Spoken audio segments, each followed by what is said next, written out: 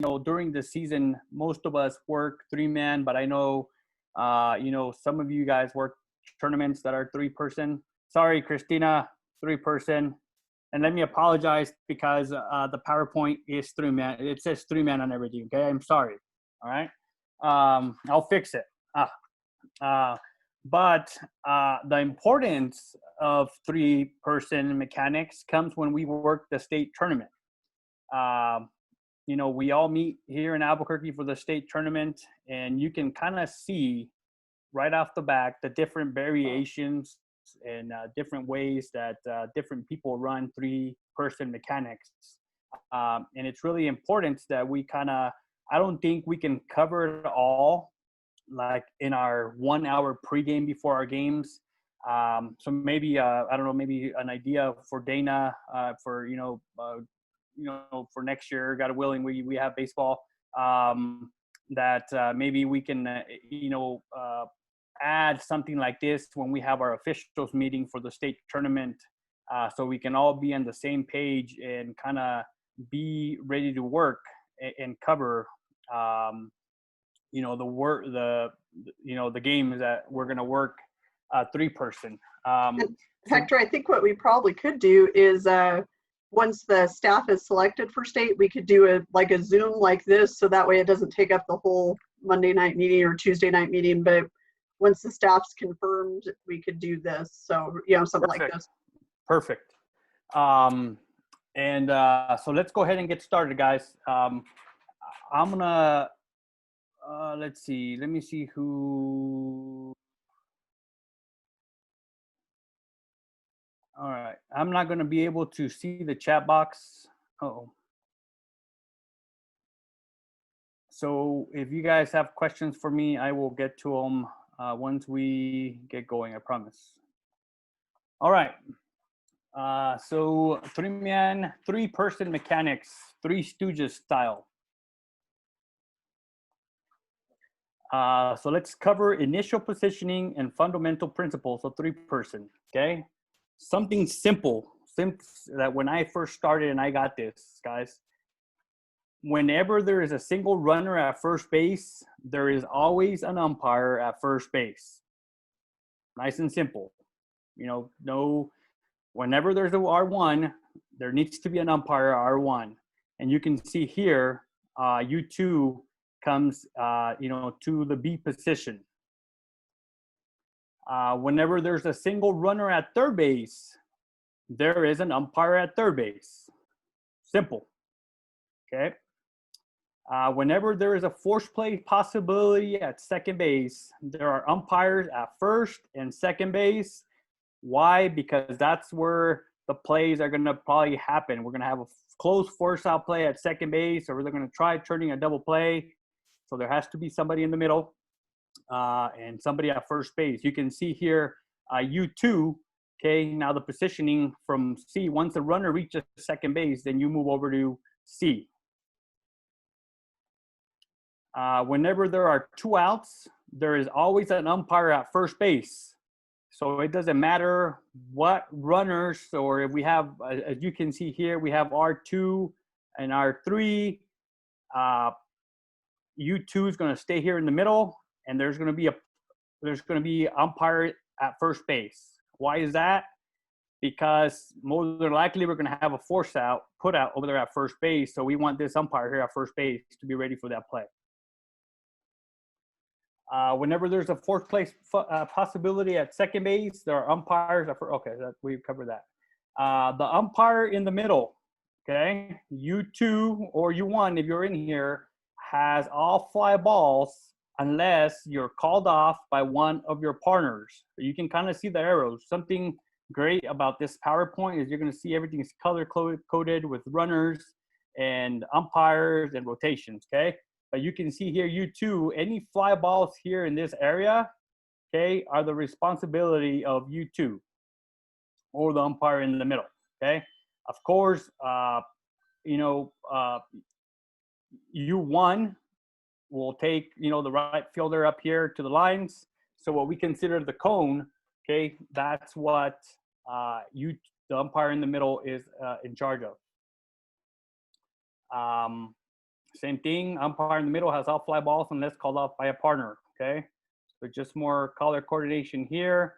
It looks like we have R2, R3. This is less than 2 outs, it looks like. So U1's in the middle. Okay. So U2's at third base. Same. This umpire is taking all responsibilities for those fly balls in the middle. When the middle umpire leaves the diamond, okay, this is kind of a new mechanic that's being used, that we are allowed to go out from the middle in the infield, okay? And when we talk trouble, or when we talk, you know, there's certain situations that we look at, but when we're in the middle, okay, we can go when the ball is going to be threatening the fence. On this one, we're really not going to go on a catch that's going to be below the knees because we don't have enough time, okay? So really the big one here is threatening the fence, or, you know, a deep fly ball where the left fielder, right fielder, or, you know, the other, you know, left or right fielder and the center fielder might have a collision. You know, this umpire can leave the infield, okay? But it has to be right away, okay? We don't have time to think about it, because the other umpire is going to end up, you know, getting screwed because he's not going to have enough time to get where he's supposed to be. The off umpire fills, okay? He assumes action on all the bases unless called off by your partner, okay? So we revert to two-person mechanics. If one umpire goes out, everything goes back to two-person mechanics. Basic principles with runners in scoring position, okay? So we need to be vapor locked before the rotation. You need to, I'm really, if you work with me on a three-person game, you hear me tell you what I'm gonna do. Some people don't like it, but I have found this great. I'm gonna tell you, hey, I have R1 going to 3. And that tells you, well, shoot, if he has R1 going to 3, then I must have batter runner going to second base. Okay, so you can communicate and you can talk to your partners. You know, we're a team out there. So just like the teams communicate, we can communicate as well, not only with signals, but with our, you know, with our voices and we can be loud. Whenever there's a single runner, or multiple runners in scoring position, the plate umpire always stays home. There is no rotations. You can see here, R2, R3, plate umpire, you are staying home. You're not going anywhere on anything, because you got the base runners. Whenever there is a single runner or multiple runners in scoring position, the plate umpire stays home. Okay, again, here we go, R2, R3, plate umpire here. It looks like there's less than 2 outs because U2 is over here at what I call D, and then U1's here in the middle, okay?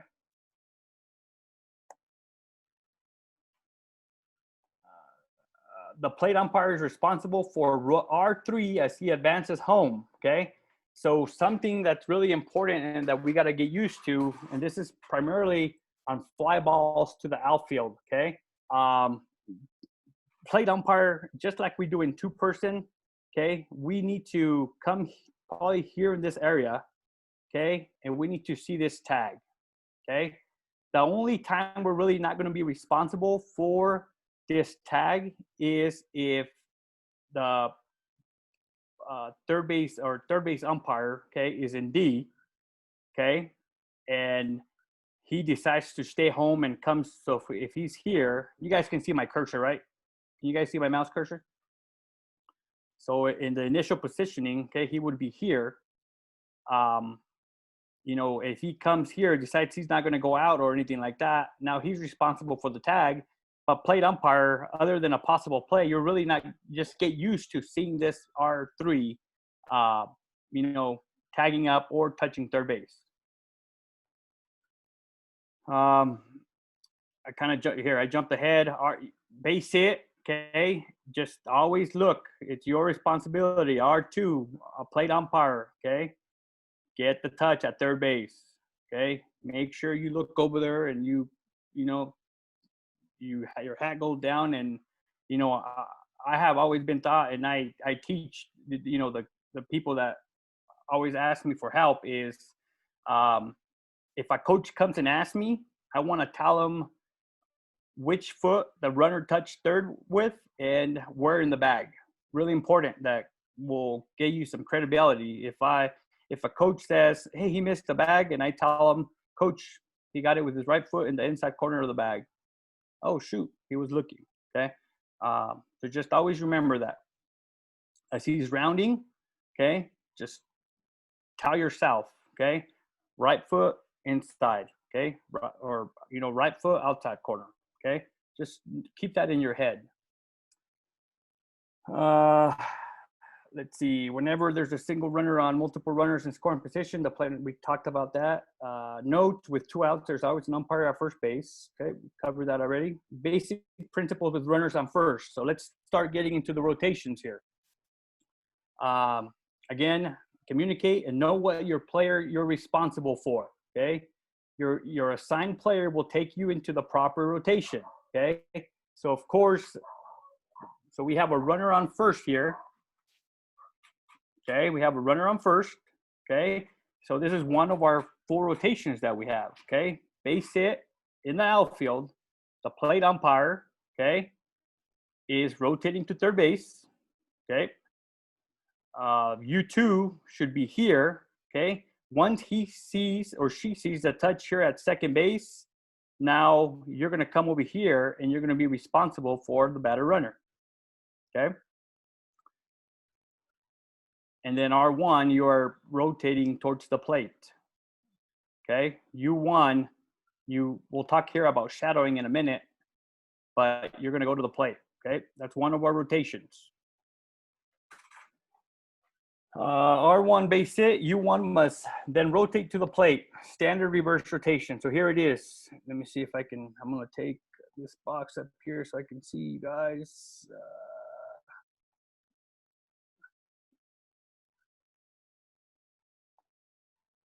So here's U1, okay? Same situation we just talked about.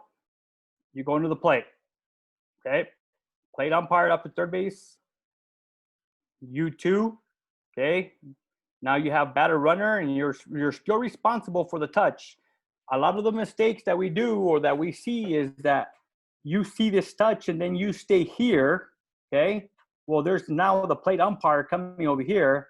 Now we have 2 umpires here. U1's rotating to the plate, and now they're going to throw back at first base, and there's nobody going to be there to make the call.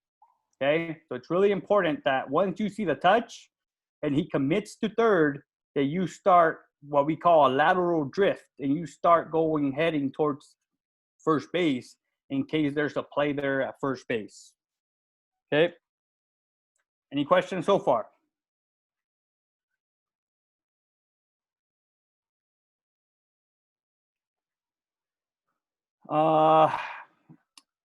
Another thing that we see is that when we do have rotation, okay, the U1 usually comes and they like stop right here, okay? No, you need to get to it looks better, okay? Because if you hang out here and something happens over here, then you're still going to be late. So right off the back, once you shadow this runner to third base, okay, you need to come to the point of the plate like where you would take or you would set up to take a play at the plate in regular 2-person mechanics. Okay, get all the way to the bottom, all the way to the top of the plate.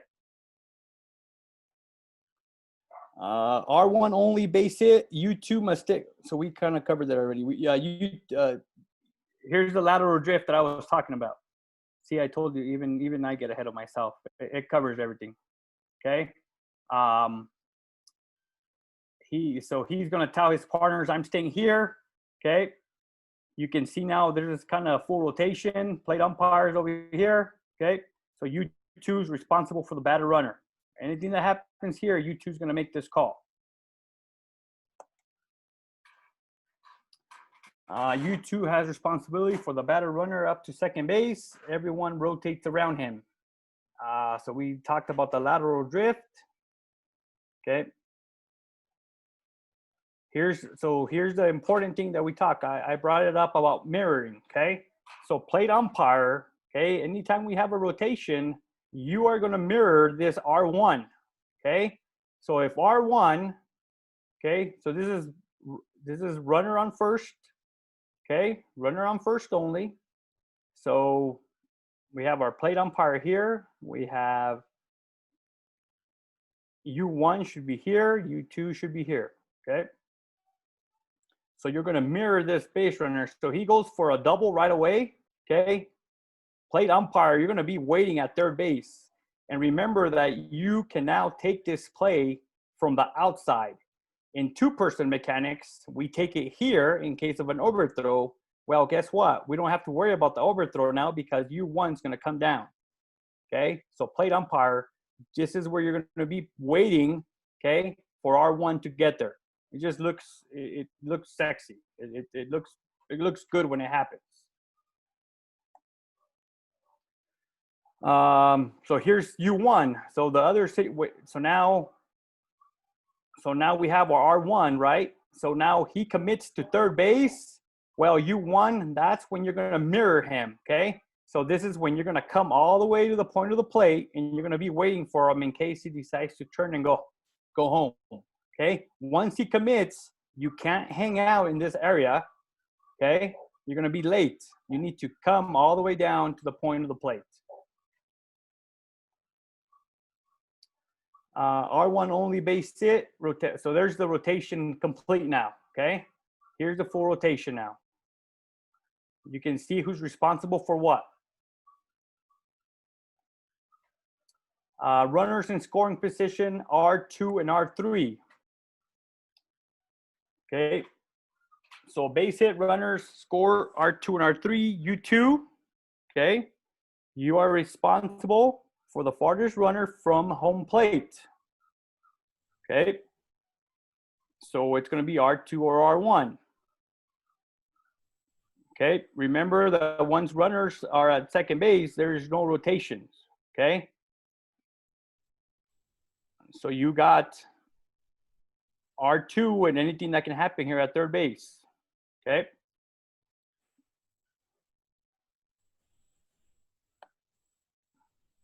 U1 is responsible for the batter runner going into second base. Okay. So this is in a like I was talking about telling, this is where I would tell my partner, hey, I got batter runner to second base. This is what we kind of consider what you might hear as of a push. Okay. I am pushing you. Okay. So here you see we have R2. Okay.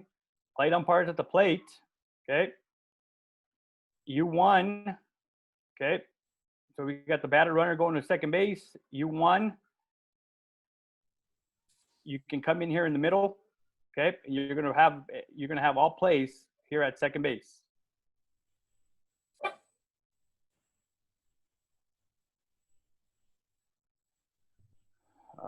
Let's see. U2 is responsible for the farthest runner from home plate. So I got R1 to third base. Okay. So again, communication. I got R1 to third base.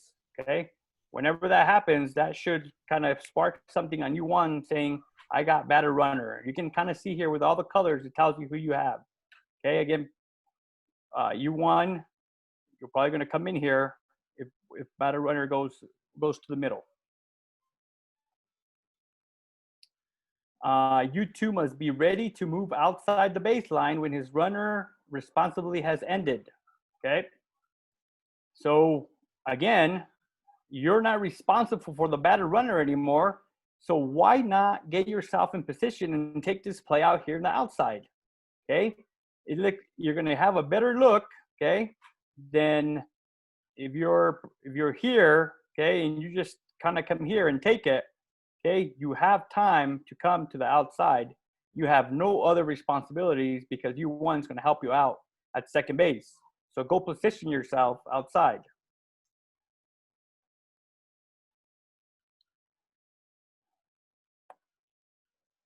With R2 having scored, okay, the batter runner may attempt at a triple. U2 is perfectly positioned to receive the play at third base if that develops. Notice how U1 steps out of the baseline, okay? So now our batter runner committed to second base. Now you know that, you have an umpire, you have your partner over here waiting. Now, if you get in a rundown, you can position yourself on the outside, okay? And then you guys could box him in, okay? There's no need to stay here, okay? Once he commits, you can come out here on the outside and you just get different looks. Runners in scoring position, R1 and R2. This is another rotation, okay?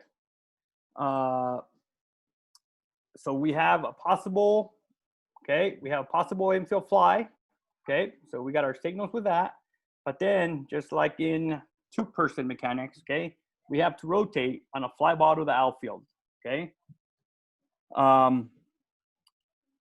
So this is for the on a regular base hit or anything else. If U1 doesn't go out, this is where we're just gonna have what we call a push again, okay?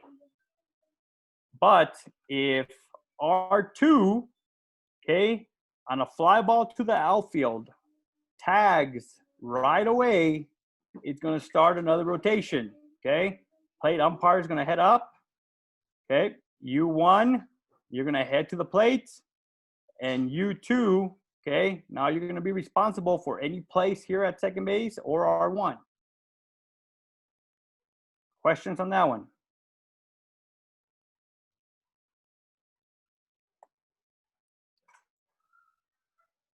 Note, the reverse rotation principle is the same with runners on first and second base. U2 tells his partner, I got R1 to third. Okay, so that doesn't change. With runners or anything else, you always communicate, I got R1 to third.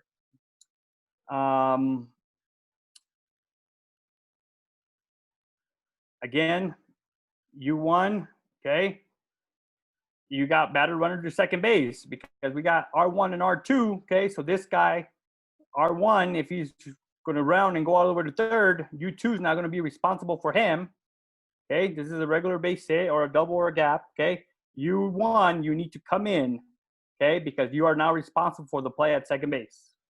Okay, there is no need, and we see it a lot where there's a double and U1 stays right here, absolutely nothing. I mean, yes, he gets the touch, but then that's it. Okay, just go in and be ready. Be ready and expect to play at second base. Question, Hector? Yes. Okay. Maybe I missed something right there. Didn't you just say in this situation, the fly ball runners at first and second, the plate umpires going up to third for the tag play? If R2 tags right away, okay, Yeah. that starts a rotation. Okay? Okay. So plate umpires coming here. Okay. U1, okay, you're going to be here now in this area, and then U1 is going to cover the plate. That's if the ball gets caught, though. That's if they catch the ball and the R2 actually tags up, Gotcha. right away. Gotcha. Okay. If the ball drops or the ball Okay. if the ball drops or base hit, then we have a push. We have a reverse rotation. And the plate umpire stays home. Correct, because there's a runner on second base. Thank you. I missed that. Thank you. Hold on, Hector. But in that situation, if you have a can of corn fly ball and he drops it, you've already started rotation because the guy's tagging up. So you plate umpire would be already covering third at that point. You said on the drop. Well, this is a good pregame, Dwayne. And if the ball drops, I'm actually heading back, and we're gonna reverse rotate. That's just the way I prefer it. Because I mean, but if it's a can of corn, really think about it, right? If it's a can of corn, R2 is gonna tell you what he's gonna do right away. Okay, he's not gonna go halfway and then go back and tag. Right? So if R1 goes, you can start cheating a little bit, but you're not, you're gonna know if he's, I mean, baseball common sense is going to tell you, if he's going to tag or not. You know what I mean? Depending on where the ball is. I mean, if the left fielder catches it all the way over here, yes. I mean, in high school, I would send him. I mean, I would take a shot at it. Right. But what I'm saying is like, okay, so where you said if it was a fly ball to the fence, I agree. What I'm saying is R2's tagging, you're going, and the fielder's getting in position to tag, and he's camped. You're moving up the line already as the plate umpire to get position. You're saying if he drops it, the home plate umpire should be retreating? Yes, he's already we're in gonna- position. Oh. You're already in a 3-man position where he's rotating up. So Yeah, people but- are moving. Why would not U1 be moving down anyway and everybody's in position already? Hector, Yes, go ahead. can I say something real quick? Once the umpires start rotating, you can't start a rotation and then break the rotation. You Right. got to finish the rotation. Guys, if the ball, I'm telling you, this is a pregame thing. I told you what I like to do. Okay, I Hector, can I- like to go back. The thing about pre-gaming that, it should be, I'm sorry, if I'm working with Dwayne, I'm working with Richard, I'm working with Drew, Cindy, we should all be using the same mechanic at all times on rotations. A pre-game with your partner and so on is little things, but once you start a rotation and you come back out of it, all of a sudden you got a base uncovered because somebody thought you were already moving. Well, the plate umpire is the one that starts the rotation. Most of the time, you're right. Most of the time, you're right. It should So, be a push-pull. We should be so- mirroring. Correct. But if you start going, you've already started the rotation. As you won, guess what? I see the touch. I'm coming home. Because you've already Hector? started third, and then all of a sudden you start coming home. We got U1 and plate umpire at home, and we're sticking U2 with everybody. You got to be careful on ever starting a rotation and then coming back out of it. That's And what you know- causes confusion. And you know what? I'll agree with you on that one. In high school, you can finish just stick to the rotation. You're right. Yes. You're right. Yes. Hey, Hector, Yes. this is John. What's up, John? So, the mechanic says that on a fly ball, it's not a cart ball, on a fly ball in the outfield, you start the rotation with first and second less than 2 outs. Okay. So once the ball's hit to the outfield, you start the rotation. So yes, umpires have to watch, especially that runner on second. If he is going halfway, there's really no rush to get up to third base. You want to kind of pace yourself. But if he's halfway and then starts retreating back to second base, you pretty much know he's not going to go. However, to Hector's point, it is a pregame. So if the plate umpire, who's the crew chief, decides, hey, you know what? On a fly ball with first and second, and less than 2 outs, if there's no catch, we're going to go back and not finish the rotation. That is a pregame call. In that situation where you're reading it, I agree. But if he's going to start his rotation, U1, it's almost like having a string. As soon as the plate umpire starts up towards third, that string's attached to U1. That should be pulling U1 to home. It should be an automatic, and that's why they call it a push and a pull. Yeah, don't U1 stays disagree back with to you. see in case there's a back tag at first base. He has to go back Yes. and watch he may go halfway because he may not want to try and go second. But if it's deep enough in far left corner, U1 may even try and tag with 2. So or R1. So U1 has to stay back, watch that tag. But the plate umpire's already moved up. Once that ball is touched, U1 is supposed to go down home automatically. And guys, I think Hector's talking about a preference that he has. I don't think he's talking about this is general mechanics. He's talking about a preference, and one of the things that you guys can do on the field, like Hector has indicated, was verbally let your guys know what you're doing. So if the plate umpire is saying if he's going to head up to third, he's going to let our U1 know I'm going to third. I'm going to third. That verbally tells both guys, okay, third base is covered. That means the first base umpire is going to come down no matter what. And I mean, what Hector's talking about is just an advanced mechanic that is a preference to be used with advanced, with advanced systems. Yeah, but pregame. Yeah, Right. and in high school, and you're right, Dwayne. In high school, we can we can stick to just finishing the rotation. Right. It Because would be better. as crew uh, chief on your pregame, you really have to judge the experience of your crew, Hector. You know, if it were you, me, and John, okay, we could do that.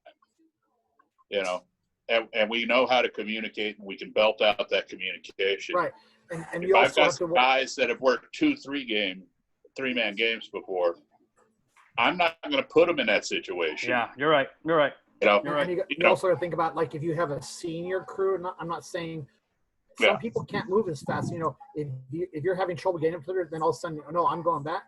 That'll be a Yeah. pregame because, you know, I know some of us are a little slower. Getting up to third, you're not going to want to sprint back. You're going to hey, want to be there. nothing so- personal here, Dwayne. Nothing personal. Nothing personal. All Oh, right. come on, Don't Dave. make it personal. I'll dump you, man. Whenever there are runners or a single runner, R2 in scoring position, U1's responsible for the batter runner into second base. So that doesn't change, okay? That doesn't change anything. Hey, you got an extra partner here, man. There's a lot of if you guys can just just go back to, there's a lot of background noise. If you guys can just mute, Okay. and then if you guys have a question.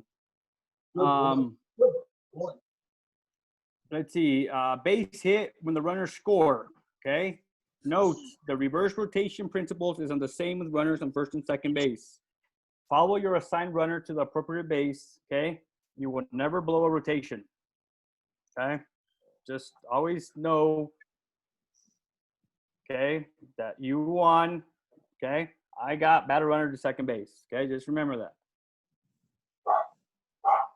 Let's see, 15 general principles. We're not gonna, let's see, general principle, middle umpire has coverage. So we talked about that already. You three, what are you thinking when the ball's hit, infield versus outfield? Should I go into the infield? Should I watch the catch? Take the tag at third base, R3 only, okay? So, you know, something that's new again is like, and people still will tell you that, hey, if you're in A or D, okay, and there's a fly ball in your area, just go get it, okay, go out. Okay, but that really defeats the purpose of 3-person, right? Because now you're gonna go back to 2-person, okay? So now something that's big is, you know, you stop, you read, and then you react to the baseball. You know, that's, we're not gonna, we shouldn't just go out automatically on everything, because then, you know, it just, we have with 3-person, it kind of slows things down that you have time to, you know, read the ball, okay, read your outfielder, okay, and then decide if you're gonna go or not. With 3-person, you know, you have enough time to do that. So let's not get into the habit of just going out on everything, because you know, that might get us into trouble sometimes.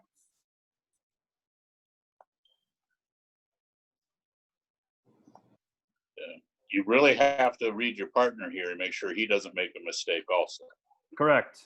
Yeah, Yeah. correct. The loneliest feeling in the world is the plate umpire with both field umpires going out. And we might, and it'll probably, and we're gonna probably cover it here in a minute, but you know, there's the principles that you follow where, you know, if you're in A and B, you know, you have the whole, you know, U1 is what you call the quarterback. Okay, U1 decides, he kind of gets to run the show if he decides to go out or not. Okay, so U2 can have a little bit more time reading this guy. Okay, and if, you know, again, we read, okay, so if it's a trouble ball somewhere here, okay, and, you know, U2 can now go out on that, okay? Or if something in the middle that might be trouble that, you know, that U1 decides not to go out on, shoot, U3 can still go out on that. He has the time, okay? Once this guy decides. Something that, you know, another advanced mechanic is that, you know, if you as U1 decide you're not gonna go, Okay, well, just, come inside. Okay, because then this guy can go.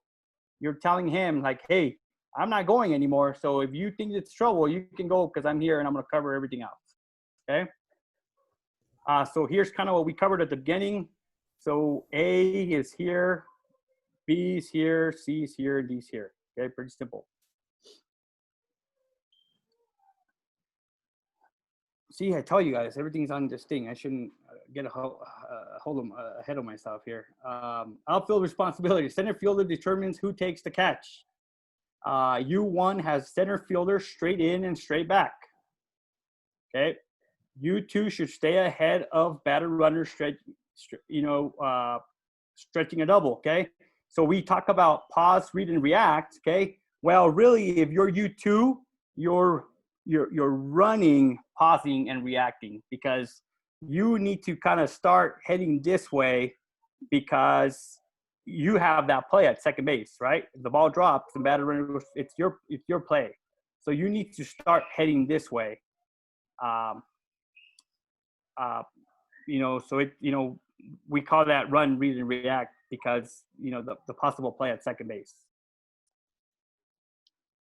2, when the ball's hit, run towards the fielder, be set before the ball is gloved, read the fielder's body position, predict trouble, read the throw, and make adjustments as needed. Okay. So if you see this a lot, if U2, okay, decides not to go out, okay, and the ball's hit to the left fielder on a fly ball, he's coming across. Who's responsible for that catch? Whose area is that in? That's U2. U2 is going to have catch, no catch on that. Okay, so again, you need to, we talk about this a lot about, being set for the critical action, correct? So when he's going to make that catch, you kind of need to make sure that you got that catch because you have catch or no catch. That makes sense? Mm-hmm.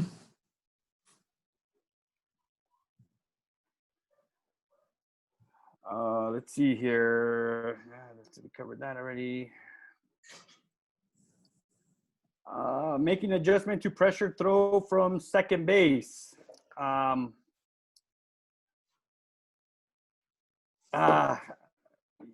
still don't. I mean, I don't know. Have you guys? If somebody wants to chime in, I still don't like taking plays on the here in foul. I rather still take a play here. Again, this is like a play that the second baseman might throw. John, how do you feel about this one?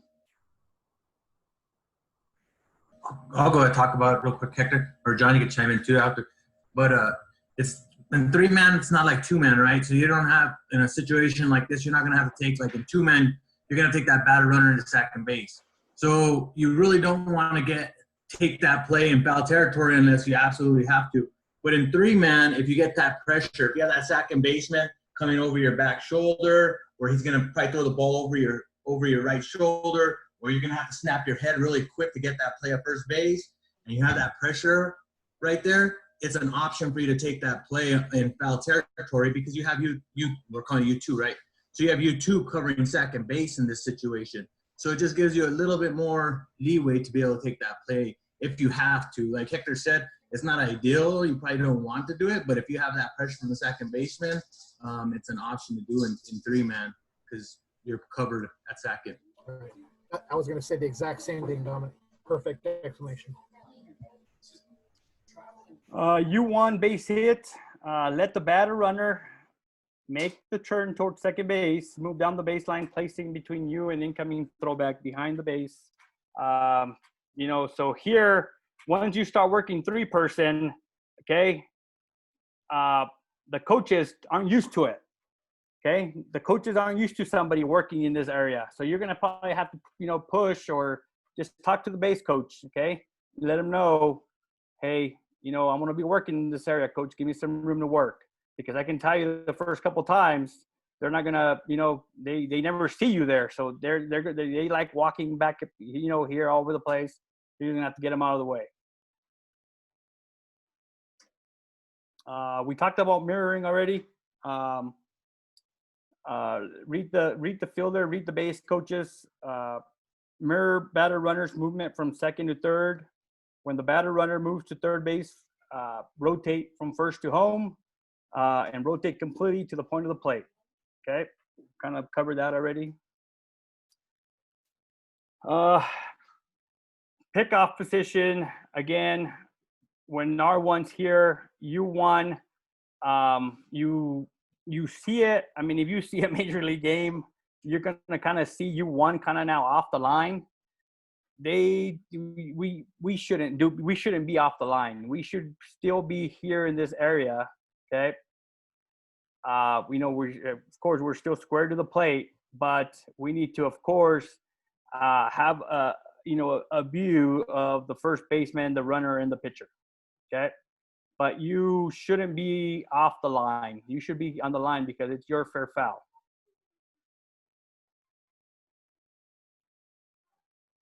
Throwback from the catcher. When you're working U1, okay, keep active in the game. Don't just stand back here the whole time, okay? If there's a throwback from the catcher, you want to take that from here, okay? So just start cheating. Take 1 or 2 steps cheating this way, because if they do a snap throwback at first base, you'll be here in position ready to go.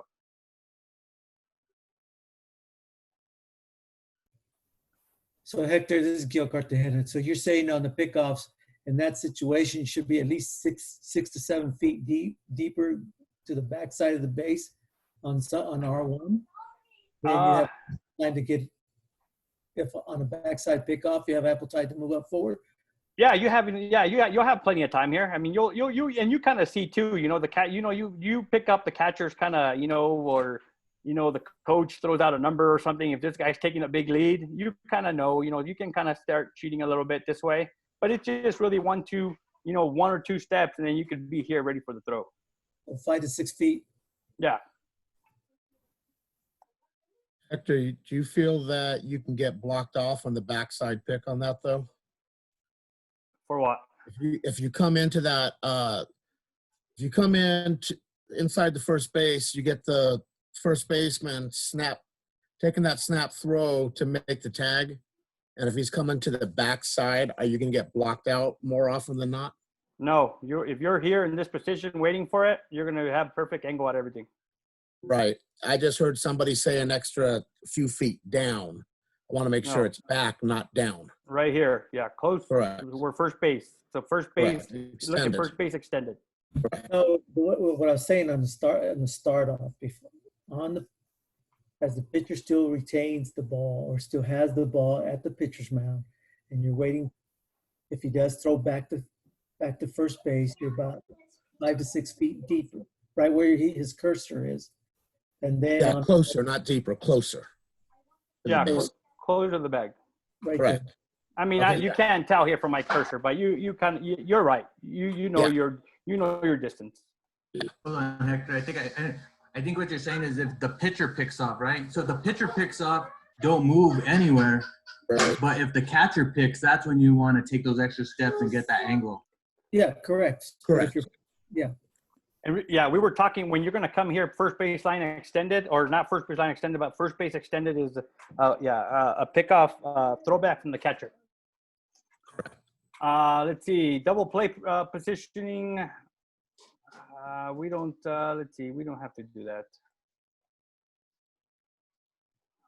Let's see, 3-man reverse rotation, step by step, runners in scoring position. Basic principle: base hit with runners in scoring position. Base hit, plate umpire stays at home. When there are runners in scoring position, base hit, this applies when there's a single runner at second base or a single runner at third base. Base hit with multiple runners, the home plate umpire always stays home. I think we're just, we covered that already. Note, it is understood that plate umpire has R2 from third base to home plate.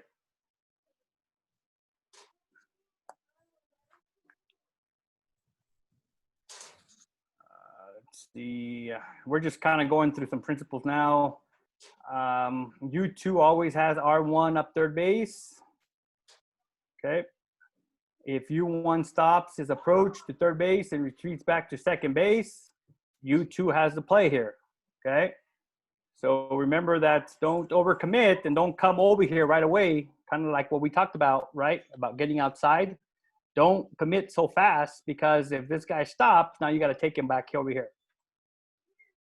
Once R1 has reached third base, the responsibility of the sign umpire ends, and he must step outside of the diamond. Okay, so again, you can go outside once there's nothing else. You might have a better throw at a back throw at third base or something like that, a better angle back here than in here. This opens up throwing lanes and puts the umpire in perfect position, or all throwbacks to the base between him and the origin of the throw. Let's see here. Base hit with runners on base hit with runner or runners in scoring position.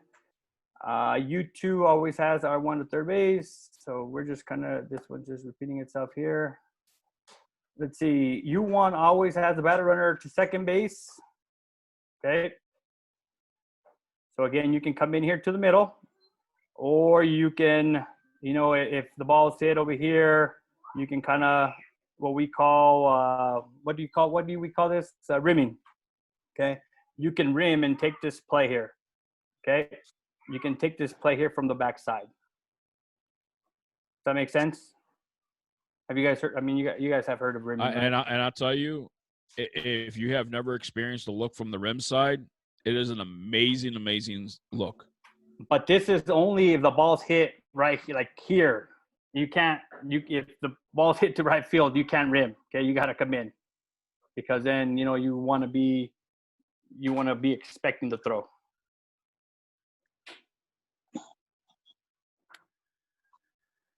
Now, Hector, Yes. on that back slide one, there was a time when a plate umpire that I was umping with could not see the catch to the outfield. We were in two-man, and he could not see the catch or no catch up center field because the sun was in his eyes.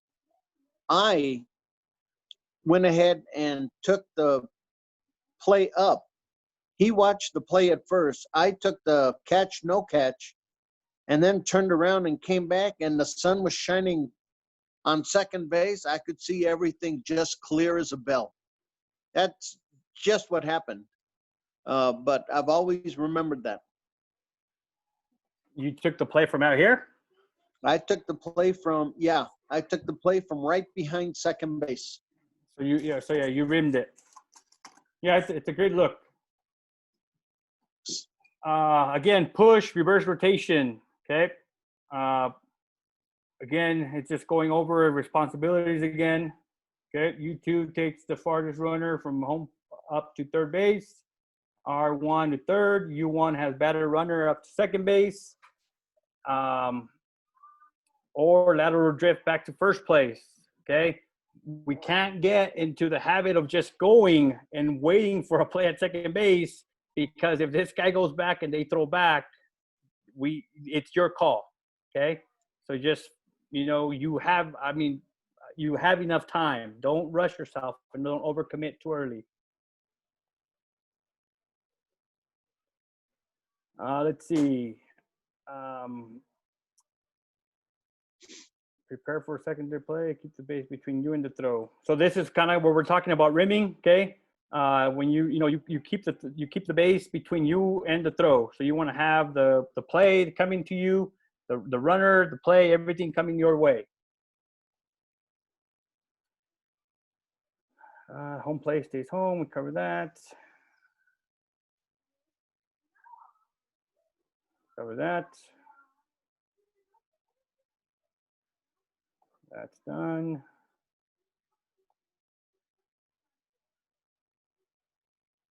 Once batter runner has reached second base.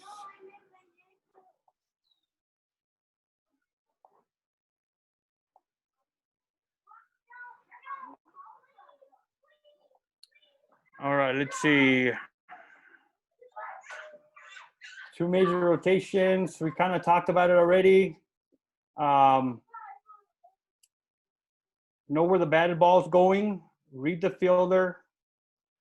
for telltale signs, it's not a race. Okay, be stopped before the critical action of the play and know what happened on the overthrow.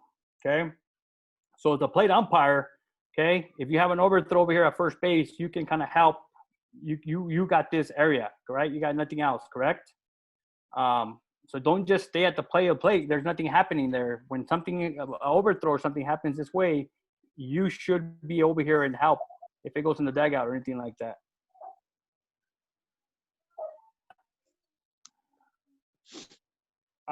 Let's see, basic principles when there's a runner on first base. Rotate only, balls hit to the outfield, okay? If the shortstop, if the ball's in the infield, we never rotate when the ball's in the infield. Kind of like in two-person, okay? You know, we just never start a rotation.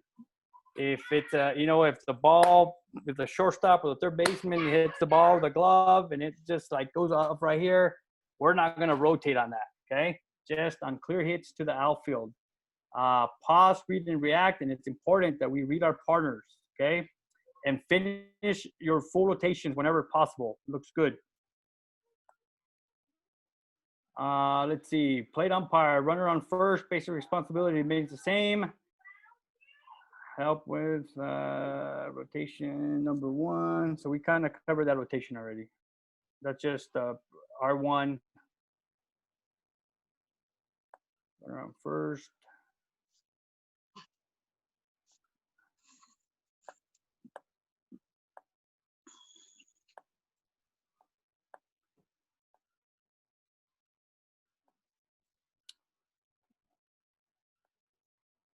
And that was it, guys. That was I mean, that was really the rotations that we have. You know, I like this PowerPoint because you saw all the color coordination and all the runners. And I'll ask permission and I'll send it out to you guys. So you guys can use. What questions do you guys have, or something that we didn't cover? Hey, one of the things I've found over the years, Hector, Yes. is especially when we're in that U1 position, not only is our communication with our partners important, but since we don't work that 3-man a lot, let's communicate with that base coach. Because, you know, as much as I'd like to run over a coach, I'm not healing from those as much as I used to. You know, but communicate. Hey, tell him, hey, I need this path. You know, because he's used to coming in. He's used to being with his player and everything, and he's not used to us breaking home. So we've got to remind him. So we're communicating with each other. We're also communicating with the coaches that, hey, this is different. Correct. Can I ask a question on that? Yes. What do you do when that coach turns around and says, "Don't tell me what to do"? I know most of them are going to work with us. Right. We're talking about communicating to him, but what do we do when he says, "You know what? This is my area. I need to work it."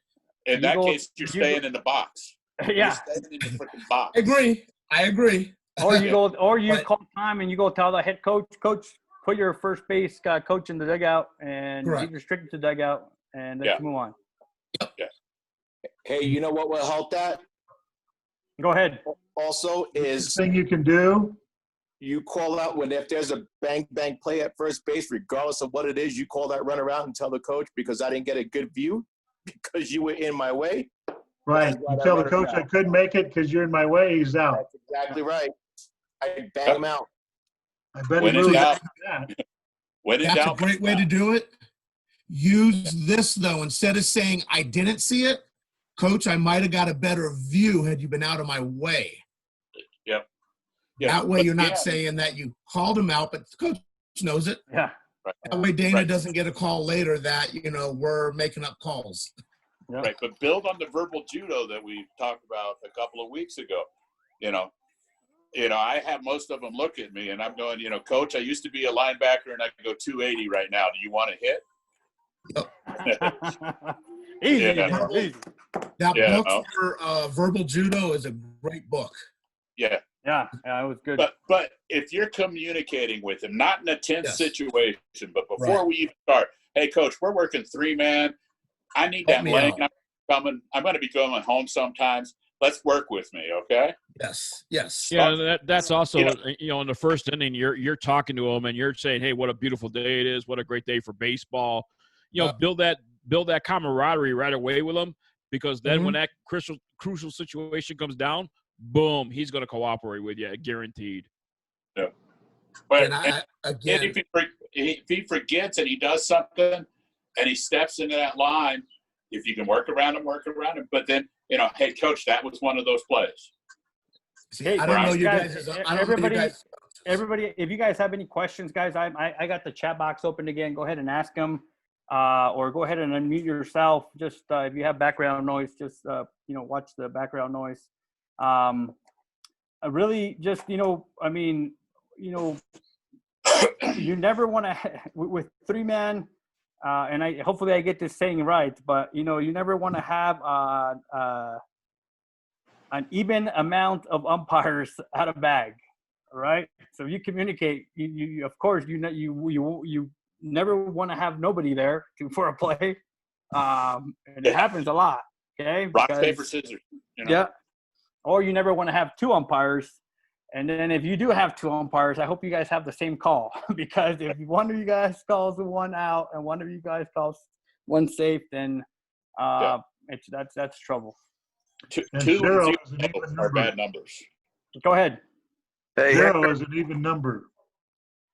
That's what I mean. You never want to have an even number at a bag. Yeah. hey, And zero, Hector, this is Leonard. Go ahead, Leonard.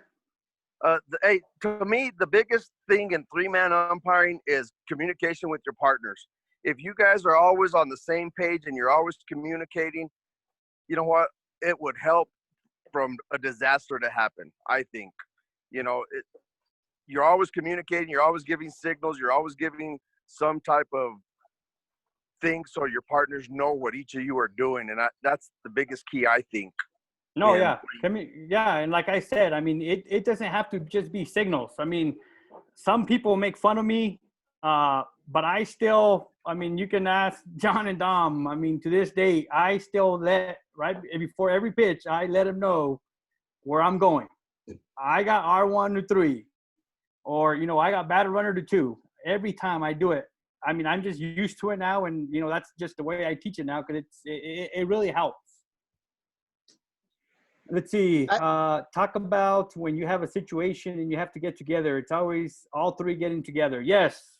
Once you have 3-person or 4-person mechanics, if you guys get together to decide to, all umpires are going to get together and everybody's going to have input. Always have input. Don't go in there and just say like, oh, no, I don't have anything for you. You have something. You saw it. If it was like, I'll always have something to report.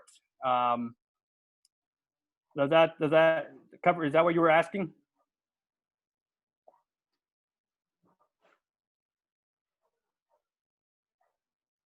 You talking to Leonard? No, somebody asked a question in the chat box. Sorry. Oh, never mind. That's what they were asking me if we have a situation where umpires get together, do all 3 umpires get together? Yes, you all will get together and discuss the play. Yeah. Yeah, but you're right. I think communication is key. I had just a quick story. I had a home plate umpire. We gave the rotation signal. I didn't hear him tell me he was coming up to 3, so I was up at 3. Next thing I know, I see him out of the corner of my eye. I turned my back so fast on him and started to run back to second so that he could take the play. And if anybody asked me, I didn't see anything.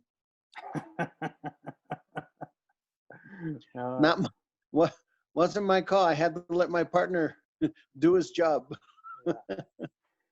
You know what? And I think, Dwayne, you guys up there, you guys for your tournament, I know I saw a couple of guys working 3-person and Hobbs when I went down there. So I know people do it, during, but I mean, and some advice that I'll give you guys, I mean, if you guys have all your qualifications and stuff for the state tournament and, you have a, you want to call state tournament and you get selected, just get that experience. You might go work for free a 3-person game. Do it. I know here in Albuquerque we do it all the time. Guys, just volunteers, or if you guys talk and you want to give somebody afterwards, buy them dinner or whatever. You need the reps, and you need like 1,000 reps at the plate. You need 1,000 reps at third base, and you need like 1,000 reps at first. And that's the only way you're going to learn it, and the only way you're going to get better. Sometimes when I'm doing a tournament and all of a sudden we have a forfeit and me and my partner doesn't have anything to do, I'll go jump on a game that's happening out there and work a 3-man just to get reps in. See, and while I agree with that completely, and my main concern is when we do that is that if you're not assigned to that game, I don't know if Dana would be. No. Sorry. Yes. Let me go back. We have to watch that. We have to. Yes. Watch Sorry. Dana wouldn't want that umpire getting injured. Let me go back. Sorry, Dwayne. Yes, you would get permission. You would get permission from your assigner first. You would get permission from the coaches, and then you would get permission from the ADs, and then you could do it.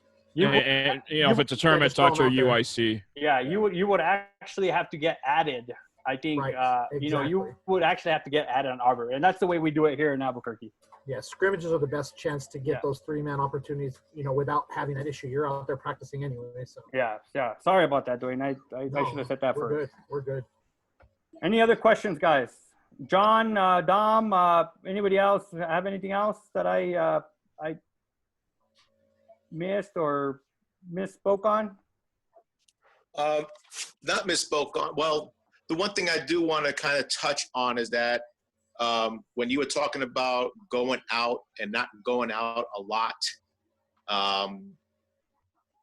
when I work with new people, especially when I'm on the wing and I'm working with somebody new on the wing, it's easier to tell somebody, go out, just go out, right? Because eventually, the more they go out, they will start figuring out, I didn't need to go out for that play, right? So it's easy to kind of bring him back and let himself bring him back in and say, no, I don't need to go out for stuff like that. And they start understanding that process a little bit sooner than it is to read, stop, read, pause, read, react, that type of stuff, and get confused when he needs to go out. Mm-hmm. Because it's easier to have him go out as much as he needs to in the beginning than say, don't go out, then he misses a crucial play because he didn't go out or he was late going out, right? So tell that individual, go out. No matter what, just go out, go out, go out. You will learn to say you don't need to go out as much, and they'll start self-teaching themselves as far as their timing, based on what they're looking at, angles, all that good stuff, right? Good point. The only thing I'll also, what was that? Go ahead. And the other thing with third base, guys, and I think Dom's going to know, and Hector, you should know this too, third base, even with second and third base, Hector was talking about the plate umpire getting the tag at the plate. And there's times when you 3 should be getting the tag at third base. If you're in those situations and you're in the plate umpire, default to taking the tag at third base regardless, right?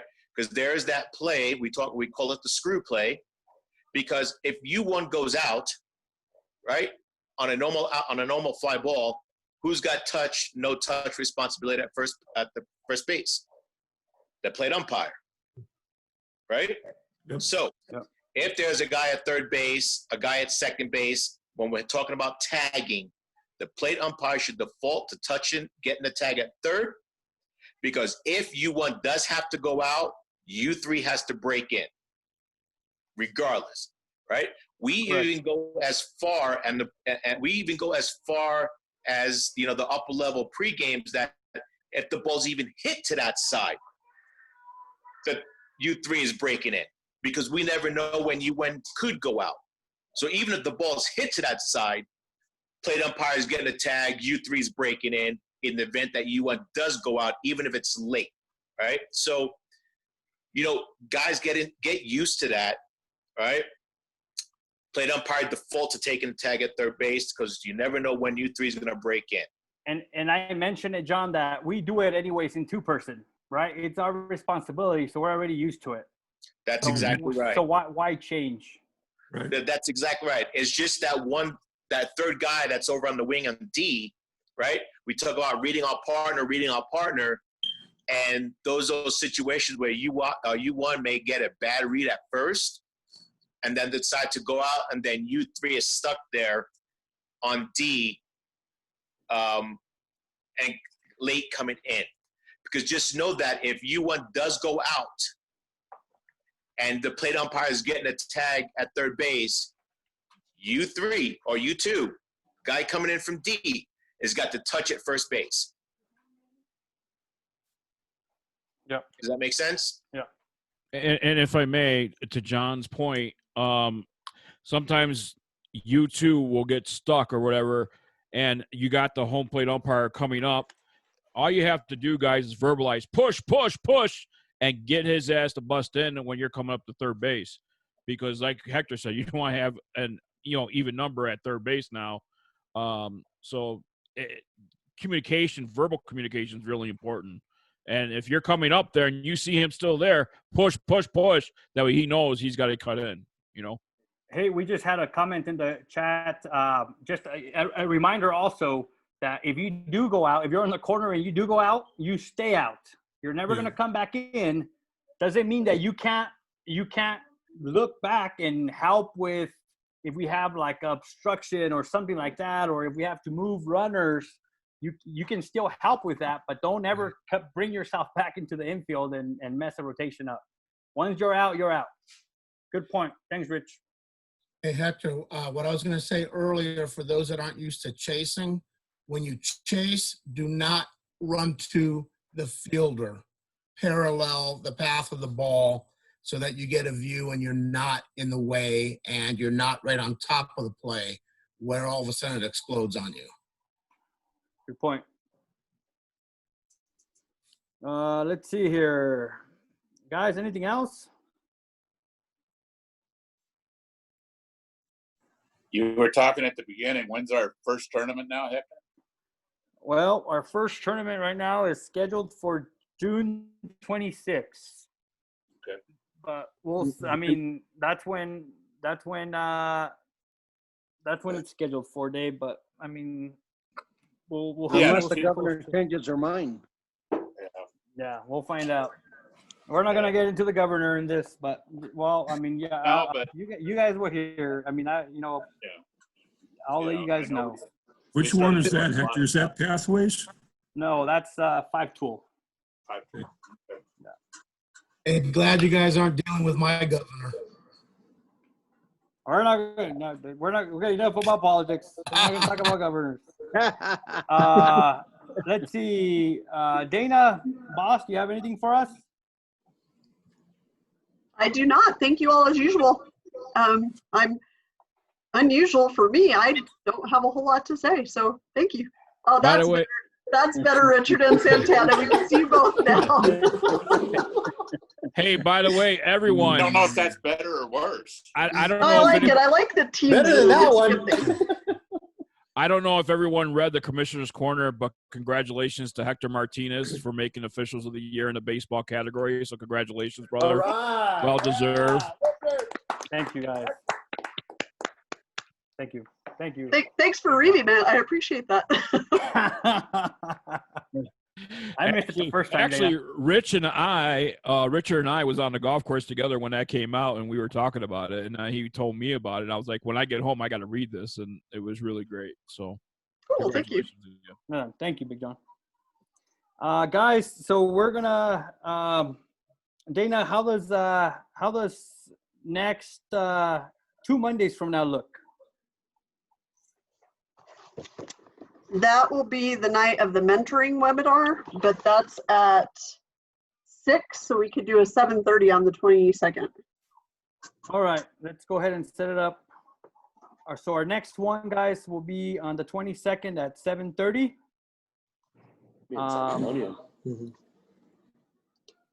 Oh shoot! Well, no, you know what, Dana? Sorry. I mean, I hope we're working that night.